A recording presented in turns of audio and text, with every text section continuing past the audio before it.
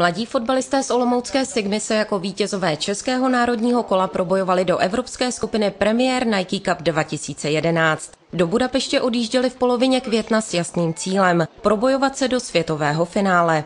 Určitě chceme postoupit aspoň z toho druhého místa a dostat se do Manchesteru na to celosvětové finále. Připravovali jsme se hodně a myslím si, že máme na to dokázat a i postoupit do celosvětového finále a pak už jenom uspět. Premier Nike Cup znamená pro mladé talentované hráče obrovskou zkušenost. Na podobných turnajích mají teprve 15letí kluci šanci ukázat se ve velmi silném konkurenčním prostředí hráčů stejného věku a kvalit. Tréninky jsou 4krát týdně, i ve škole v rámci vyučování máme. Myslím, že tréninky jsou hodně dobrý a jakože snažíme se jezdit na maximum. Kluci mají hodně časté výjezdy, takže to výuku to narušuje, nicméně tady je zkušený pedagogický kolektiv, takže to vždycky pokusíme nějakým způsobem zvládnout a zatím se nám to daří. Máte všechno? Pasy, pojištění, kopačky máte všichni? Ano, dvoje kluci. A není průšvih, jo? Nebo si nezahrajete a bohužel pobrečíte a nazdar. Cesta do 400 kilometrů vzdáleného Maďarska trvala necelé 4 hodiny. Po příjezdu do budapešťského hotelu se sportovci seznámili s organizací turnaje a čekala je nezbytná akreditace. Tak přijeli jsme, ubytovali jsme se, teďka jsme se dobře najedli na večeři, opravdu skvělá večeře. No a teď půjdeme někam do nějakého sálu, je to asi 15 minut pěšky. Od počatí a plně očekávání tak odcházely týmy nadějných fotbalistů do nedalekého Multikina. Tady bylo na programu slavnostní zahájení turnaje a hlavně rozlosování do skupin. Určitě by bylo lepší dostat nějaký lehčí tým na začátku, než nějaký těžší, aby jsme se do toho víc dostali a uhráli nějaký výsledek. Kapitáni všech 20 mužstev odevzdali míček se jménem svého klubu do losovacího zařízení. Už za pár minut bylo jasné, s kým se tým olomoucké Sigmy utká o postup do finále. We go with C2. The second place with the Hungarian team, and it goes to the Czech team Sigma Olomouc. Čeští reprezentanti z SK Sigmy Olomouc poměří síle s MTK Budapešť, NK Maribor, FC Porto a srbskou FC Červenou hvězdou. Podle mě se tady nedá rozlišit, jestli jsou silní nebo slabí. Určitě každý tady manšaft má svoji kvalitu a bude to podle mě každý těžký zápas. Tak já si myslím, že jsme dostali docela dobrý los. Není to zas nejtěžší soupeři, co tady jsou. A já jsem docela rád, že jsme to tak jako dostali. Nejvíce určitě těším na to Porto, bude nejlepší zápas. Jinak na všechny zápasy se jako těším.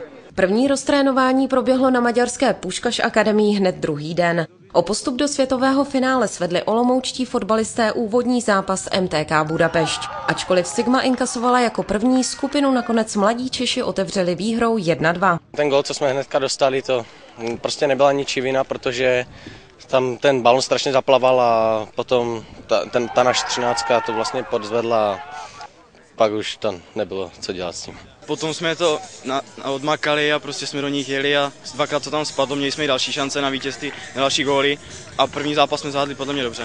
A štěstí stálo na straně Olomouce i v dalších 2 zápasech. Fotbalisté si připsali další potřebné body vítězstvím 1-0 nad srbskou Červenou hvězdou. Stejným výsledkem si poradili i se slovinským Mariborem.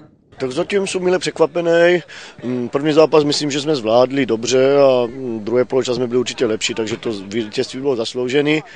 Teďka první poločas moc nestačili, protože jsme hráli po větru a nějak jsme si ty balony nespracovali, ale proti větru nám to šlo daleko líp a rozhodli jsme šťastnou brankou v poslední minutě a já si myslím, že prostě takový je fotbal. Horší jsme nebyli, lepší taky ne, měli prostě více štěstí. Sobotní zápas s portugalským týmem vzbuzoval u mladých Čechů velké obavy. Porto na trávníku předvádělo velmi kvalitní fotbal. Olomouc ale díky výborně proměněné gólové šanci připsala další výhru opět 1-0. Náš tým se tak stal suverénním vítězem své skupiny. Byly tady 4 manšafty z východu Evropy a Porto, které je z jihu Evropy, tam byl rozlišný fotbal. Nám v podstatě problémy nedělá ani technický fotbal, ani agresivní fotbal, takže já bych řekl, že to byla velmi vyrovnaná skupina a že naši kluci zaslouženě vyhráli, protože dali nejvíc gólů a neméně obdrželi a myslím, že jsme celkem mají předváděli fotbal, takže já jsem spokojený. Nestratili ani bod, tak se mě líbí nejvíc, jsou úplně nejlepší. Že? Jsme tady od začátku a myslím si, všechny zápasy byly pěkný. Já jsem fanda fotbalovej, tak kde můžu, tam se tam přijedu. Obrovskou naději na vítězství v letošním Premier Nike Cupu vzal olomouckému týmu poslední sobotní zápas domácí Puškaš akademií. Češi se prohrou 2-1 s Maďary připravili o nejlepší čtyřku a čekali je tak nedělní boje o 5. až 8. místo. Bohužel nám to nevyšlo, prohráli jsme 2-1. Já si myslím, že to byl velmi vyrovnaný zápas. My jsme to asi nezvládli po psychické stránce, protože některé zákroky hraničily s faulama, jestli to rozhodčí odpískal tak nebo tak. To už je druhá věc, dostali jsme gól z penalty a ze standardky a prohráli jsme 2-1 a soupeř dal 2 góly, tak zřejmě zaslouženě. Tak to byl podle mě náš nejhorší zápas, nezvládli jsme vůbec začátek, protože jsme je nechávali hrát v podstatě, byli jsme hodně zalezli. Borec udělal šikovně penaltu, už se to s náma neslo a druhý poločas jsme to odmakali, dali jsme gól, ale nestačilo to. No. Večer před posledními zápasy se kluci vydali na procházku Budapeští. Zasloužené volno strávili v pohádkovém centru hlavního města.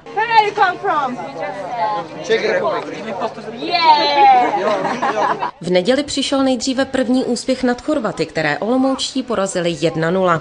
Hned na to ale Sigma okusila porážku 3-0 od Austrie Vídeň. I přesto patří našim klukům velké díky. V celkovém pořadí Premier Nike Cup 2011 se Olomouc umístila na krásném 6. místě. Nejtěžší soupeř byl pro nás ta Austria Vídeň a ta Puškaš akademie, protože vlastně na nás hráli agresivně a prostě hráli líp než my, no a nedokázali jsme na to zareagovat. Nejvíc mě překvapila Puškašova akademie, protože kluci byli velmi technicky vyspělí, vybavení rychlostně a jde vidět, že to s nimi dělají hodně dobře a nejvíce mě zklamalo Porto, protože jsem čekal od nich hodně, hráli si to svoje, ale slabí byli prostě, no. Čekal jsem od nich víc. Užil jsem si to tu a myslím, že jsme udělali dobrý úspěch, když na 6. místě jako z 2000 týmu, tak to je hodně. Chci říci, že když doprovázíte tým a já jsem s nimi už 5. den, no to je teda. Oni prostě pořád drží pohromadě, žijí tímto turnajem pospolu. Nezáleží, jakou mají barvu pleti, jestli jsou bílí, černí, červení nebo žlutí, jestli jsou z Holandska, Srbska nebo Portugalska, je to prostě jedno. Jejich jazykem je fotbal. Na tomto turnaji nemají žádnou jazykovou bariéru mezi sebou. Myslím, že je to fantastické. Když přišel vedoucí, děti zpívali, když jsou 2 týmy v jednom autobuse a oni zpívají a soutěží. Jeden tým zpívá a druhý se snaží být hlasitější, anebo zpívají prostě dohromady. Takže to vypadá jako jedna velká šťastná rodina, tvořená všemi hráči a všemi týmy.